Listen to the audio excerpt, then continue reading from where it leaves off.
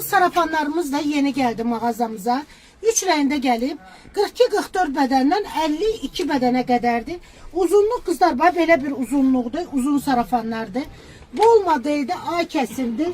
Çox zərif, bax belə zərif parçaları var.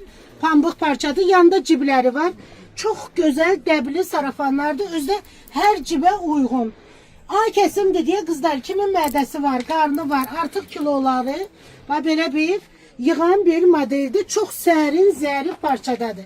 İkinci rəngimiz yaşıl rəngdir. Yaşıl da bir daha gözəl salat gibi belə gözəl rəngdir. Əyində çox gözəl dəbli oturur. Bu da arxa görüntüsüdür gördüyünüz kimi. Belə bir rəngi var. Bir de hamının sevimli rəngi vazgeçilmezimiz. Qışda da, yayda da qara rəngimiz kızlar. Qarası da var. Kim istəyirsə vaxtında gəlin.